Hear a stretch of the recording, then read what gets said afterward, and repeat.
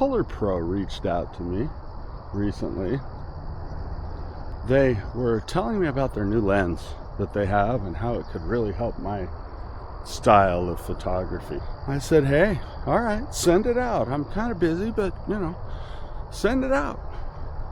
And they did. Thanks for sending it out, PolarPro. We'll give you a good review, maybe. What we got here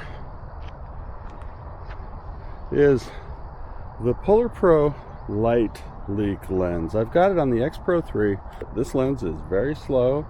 It's got a special little thing about it. It's like a little disposable toy camera lens in there. So what that's going to do is it's going to put everything in the middle in focus, and then it throws off the sides. So you've got that middle 20-30% straight down the line. The rest is going to start doing its own thing. Creates a nice look. We're doing this 16:9 because I like it. And we did some shots in the yard yesterday. Let's take a look at some of those. And we're going to dive into the lens a little more as soon as we get through doing what we're doing here. We're waiting for the sun. Oh, jeez.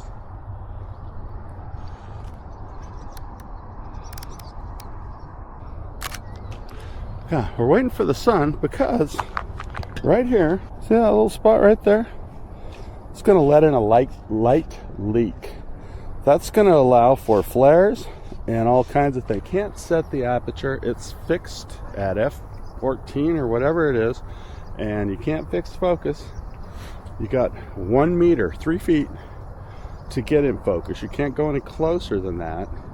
This is at 28 millimeters. There's no vignetting on this, so I'm going to add some. As far as color profiles, I've got, look at this recipe lineup right there at my disposal. We're going to stay on Kodachrome 64 today. As it stands on its own, it's a funky little lens, and it does some crazy stuff. You have to crank up your ISO.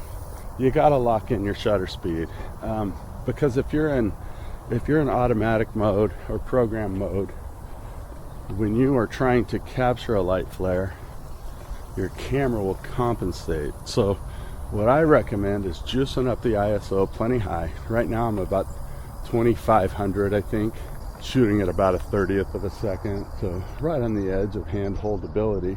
If you go into auto mode, the camera will compensate. So you send a nice flare down, the camera it'll jump up your shutter to compensate for that flare. It's a little hard to control right now, but I'm getting it. So as soon as that sun comes up, we'll start making some light leaks going on. Okay, we're getting close. We're going to be hitting some light leaks here pretty quick. The lens on its own is funky. It's cool. It's got it carries through colors pretty well. It does some strange things with your composition, so you have to really think that out, and remember that in this case you actually want your composition in the center so that it's in focus. So that light leak, I'll cover it with my hand, see? But like I said, the sun's got to be in the right position for your lens to catch this. If it is, it's pretty cool. See that little leak right there on the right side? So I've got my light leak set up on this side. Sometimes you got to get your fingers out of the way. Let's see what we can do with it.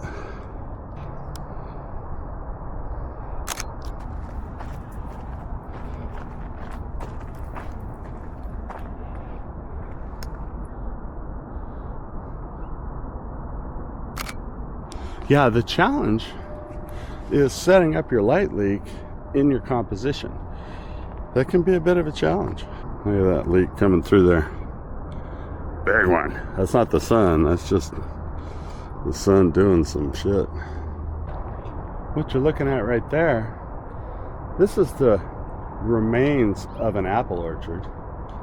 See, they dammed the river downstream, made this into more of a reservoir, which encroached on the land, and that's an apple orchard. Was. Yeah, this thing does some nice photos. Fun. So my final thoughts are, this is a tight little lens. It has its pros, and it can produce some really nice textures. I think with this type of lens, what becomes very important is composition. Composition is critical. Keep it in that middle third, and the hard part is to work around the light leak while you've got your composition. But you know, it's a good exercise in light. It's a good exercise in following light. And I would venture to say this little lens does something none of the others do, and that's noteworthy, you know. I like it. Is it worth $150? I think that depends on your use.